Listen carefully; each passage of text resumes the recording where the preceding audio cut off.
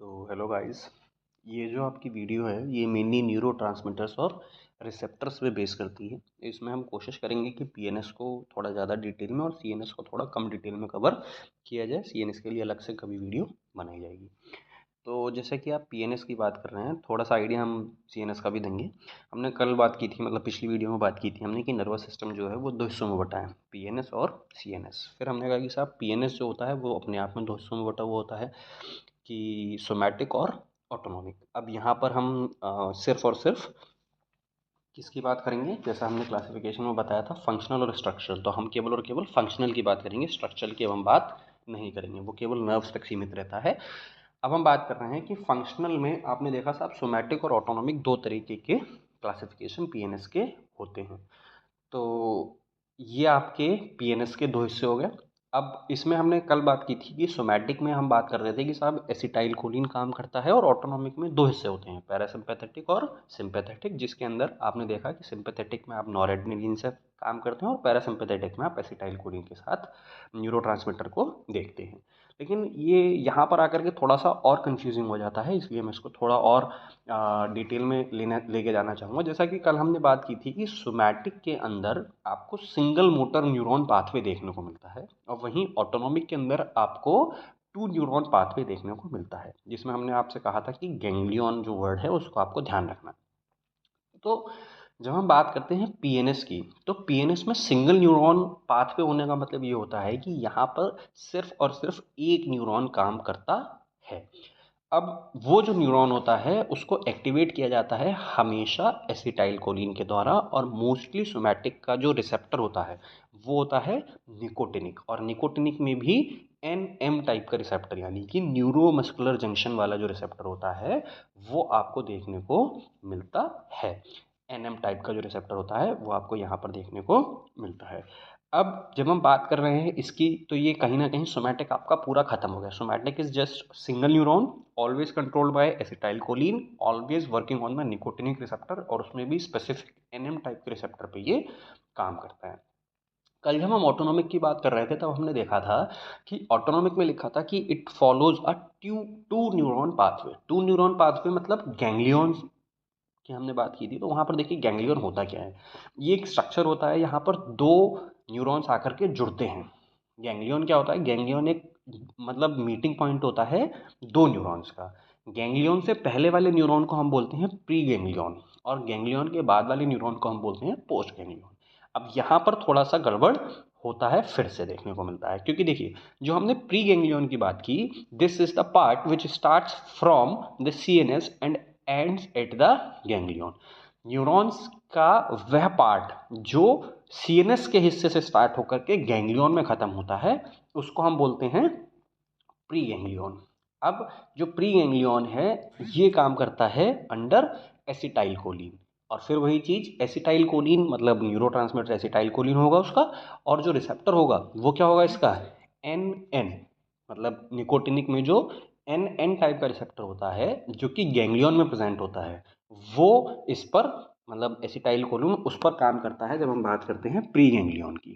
ठीक, अब आगे बढ़ते हैं। इसकी जो सेल बॉडी होती है वो प्रेजेंट होती है सीएनएस के अंदर, प्री गैंग्लियन की, जबकि जो आपका पोस्ट गैंग्लियन होता है उसकी सेल बॉडी प्रेजेंट होती है गैंग्लियन के अंदर। तो गैंग्लियन की बात करते हैं साहब, गैंग्लियन क्या होता है, ganglion is a relay station present outside the CNS, belongs to PNS and meeting point of the two neurons of ANS.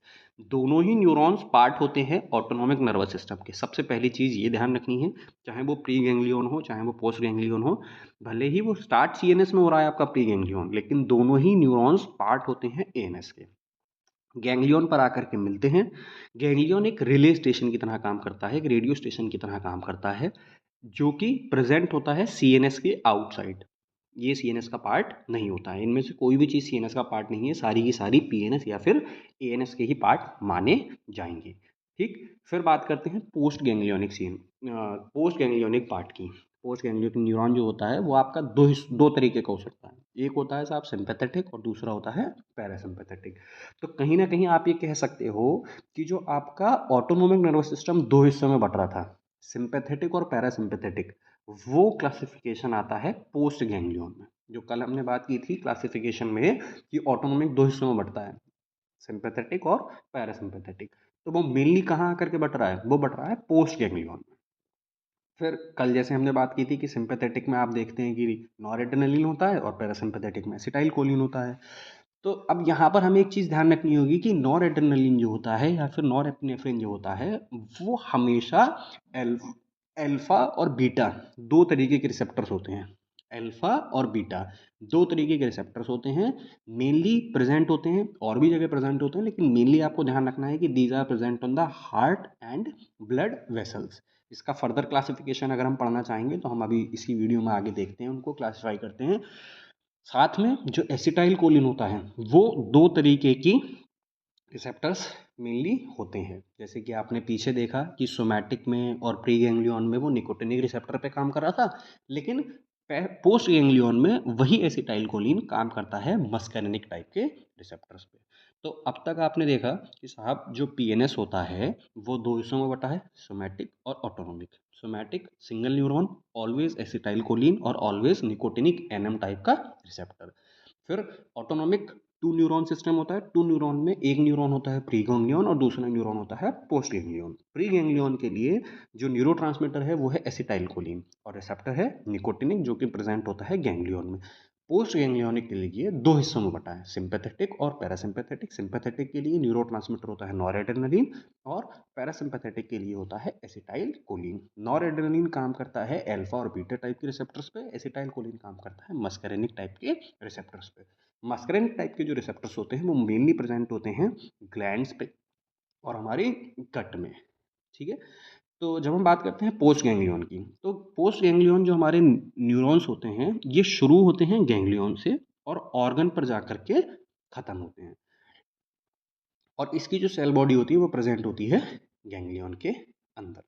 अब देखिए, आप देखेंगे क्लासिफिकेशन ऑफ ड्रग्स में गैंग्लियन ब्लॉकर जाकर के काम करेंगे किस पे, गैंग्लियन पे।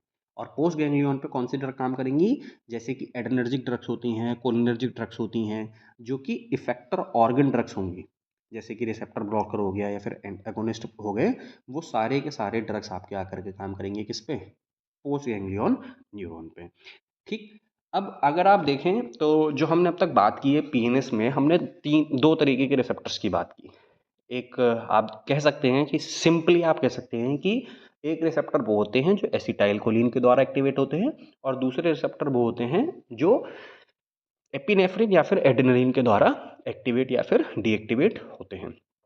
तो इसको हम कह सकते हैं कि साहब ऑटोनोमिक रिसेप्टर का क्लासिफिकेशन हम पढ़ रहे हैं। ऑटोनोमिक रिसेप्टर का क्लासिफिकेशन हम कैसे पढ़ते हैं कि they can be classified as cholinergic receptor और adrenergic receptor. Cholinergic receptors mainly sympathetic का पार्ट होते हैं, और जो एड्रेनर्जिक रिसेप्टर्स होते हैं वो मेनली पैरासिम्पैथेटिक का पार्ट होते हैं। लेकिन हम इसे इतना सिंपली ऐसे क्लासीफाई नहीं कर सकते, क्योंकि आपने देखा था कि सिंपैथेटिक का हिस्सा जो होता है वो मेनली नॉन एड्रेनलिन से कवर किया जाता है। तो मतलब सिंपली हम ये नहीं कह सकते, ये थोड़ा सा कंफ्यूजिंग होता है। तो बात करते हैं कोलिनर्जिक रिसेप्टर्स की। कोलिनर्जिक रिसेप्टर्स वो रिसेप्टर्स होते हैं जो एक्टिवेट किए जाते हैं एसिटाइल कोलिन के द्वारा। अब एसिटाइल कोलिन से एक्टिवेट होने वाले रिसेप्टर दो तरीके के हो सकते हैं, एक हो सकते हैं निकोटिनिक और एक हो सकते हैं मस्करेनिक।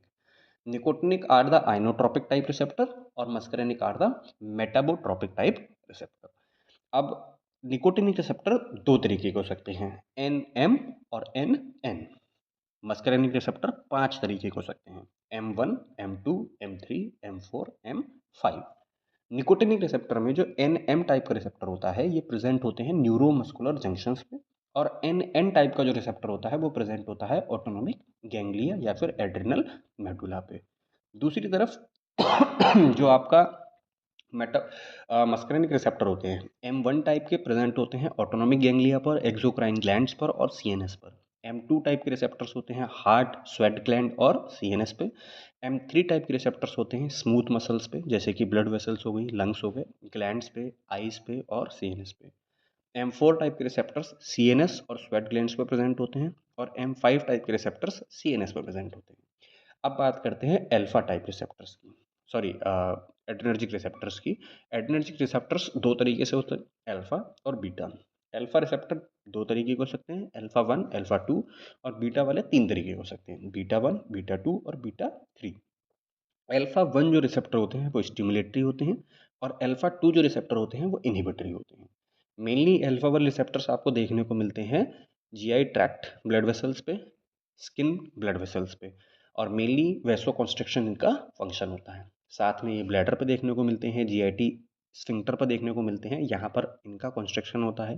आइरिस की रेडियल मसल्स में, आई के अंदर आइरिस में रेडियल मसल्स में आप देखने को मिलता है। साथ में पेनक्रियाज होता है, पेनक्रियाज के अंदर ये होते हैं। लिवर के भी सिक्रीशंस को ये कंट्रोल करते हैं। अब बात करते हैं बीटा टाइप के रिसेप्टर की। बीटा 1 जो रिसेप्टर होते हैं वो स्टिमुलेटरी होते हैं, बीटा 2 जो होते हैं वो भी स्टिमुलेटरी होते हैं। तो ये जो रिसेप्टर्स होते हैं कहाँ प्रेजेंट होते हैं? बीटा 1 टाइप के हार्ट पे प्रेजेंट होते हैं, सलाइवरी ग्लैंड पे प्रेजेंट होते हैं, एडिपोज टिश्यूज पे प्रेजेंट होते हैं, किडनी में प्रेजेंट होते हैं। बीटा 2 टाइप के receptors skeletal muscle blood vessels पे प्रेजेंट होते हैं, ब्रोंक्यूल्स पे प्रेजेंट होते हैं, पेनक्रियाज में प्रेजेंट होते हैं और लिवर में प्रेजेंट होते हैं। साथ साथ में बीटा 3 टाइप के जो रिसेप्टर्स होते हैं वो एडिपोज पे मेनली प्रेजेंट होते हैं। जब हम बात करते हैं सीएनएस की, तो सीएनएस के अंदर जो रिसेप्टर्स और न्यूरॉन्स और ट्रांसमीटर्स होते हैं ये थोड़े से कॉम्प्लेक्स होते हैं। तो अभी मैं इसको एक छोटा सा आपको आइडिया देता हूँ इस वीडियो में कि जो सीएनएस है उसके अंदर मेनली आप देखते हैं कि आइनोट्रोपिक और मेटाबोट्रोपिक टाइप के रिसेप्टर्स दो तरीके के हो सकते हैं। आइनोट्रोपिक रिसेप्टर्स जो होते हैं वो फास्ट होते हैं, और मेटाबोट्रोपिक जो रिसेप्टर्स होते हैं वो स्लो होते हैं। ये क्लासिफिकेशन मेनली इनके फंक्शन पे बेस करता है, क्योंकि ऐसे ही रिसेप्टर्स आपने कोलिनर्जिक में भी पढ़े थे, सेम टाइप के रिसेप्टर्स। तो यहाँ पर आप देख सकते हैं कि आइनोट्रोपिक और मेटाबोट्रोपिक जो रिसेप्टर्स होते हैं इनके अंदर अपनी अपनी कैटेगरी होती है। जैसे गाबा टाइप के जो रिसेप्टर्स होते हैं वो आइनोट्रोपिक होते हैं, और एनएमडीए टाइप के रिसेप्टर्स आइनोट्रोपिक होते हैं। मेटाबोट्रोपिक रिसेप्टर्स जो होते हैं उसमें आपको डोपामीन के रिसेप्टर्स और मस्करेनिक रिसेप्टर्स देखने को मिलेंगे। तो इनको हम मेनली क्लासीफाई करते हैं, जैसे कि वहाँ हम देख रहे थे कि हमने सिंपल ही कह दिया था कि निकोटिनिक मस्करेनिक रिसेप्टर्स हैं और एसिटाइलकोलिन से एक्टिवेट होते हैं। फिर दूसरी तरफ एड्रेनर्जिक रिसेप्टर्स, एड्रेनर्जिक रिसेप्टर्स वो होते हैं जो एड्रेनलिन के द्वारा एक्टिवेट होते हैं, जैसे कि अल्फा और बीटा टाइप के रिसेप्टर। इसी तरीके से जो हमारे ग्लूटामेट न्यूरोट्रांसमीटर होता है, पहले न्यूरोट्रांसमीटर्स की बात करते हैं। एक न्यूरोट्रांसमीटर होता है ग्लूटामेट, फिर होता है गाबा, डोपामीन, सेरोटोनिन, नॉरएड्रेनलिन और एसिटाइलकोलिन। ये सीएनएस के न्यूरोट्रांसमीटर्स हैं। हमें पहले इनके न्यूरोट्रांसमीटर्स पढ़ने होते हैं और इनके हिसाब से हम इनका रिसेप्टर की फैमिली को देखते हैं। मैं दोबारा रिपीट करता हूँ, न्यूरोट्रांसमीटर्स होते हैं ग्लूटामेट, गाबा, डोपामीन, सेरोटोनिन, नॉरएड्रेनलिन और फिर एसिटाइलकोलिन।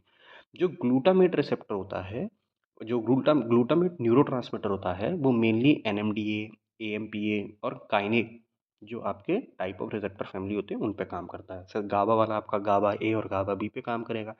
डोपामीन के रिसेप्टर्स D1 से लेकर के D5 तक होते हैं। सेरोटोनिन जो होता है वो 5HT रिसेप्टर पर काम करता है। और एड्रेनलिन हम पीछे पढ़ ही चुके हैं, अल्फा और बीटा टाइप के होते हैं। और एसिटाइल कोलिन जो रिसेप्टर्स होते हैं वो निकोटिनिक और मस्करेनिक रिसेप्टर्स टाइप के होते हैं। तो ये थोड़ा-सा एक कॉम्प्लेक्स तरीके का कहिए कि क्लासिफ़िकेशन है, लेकिन फिर भी हम सिंपली ये कह सकते हैं कि ऑटोनोमिक रिसेप्टर कोलिनर्जिक और एड्रेनर्जिक हो सकते हैं। कोलिनर्जिक रिसेप्टर निकोटिनिक और मस्करेनिक होते हैं, और एड्रेनर्जिक रिसेप्टर अल्फा और बीटा तरीके के होते हैं। फिर से निकोटिनिक जो होते हैं वो एनएम और एनएन टाइप के होते हैं, और मस्करेनिक जो होते हैं वो M1 से लेकर के M5 तक होते हैं।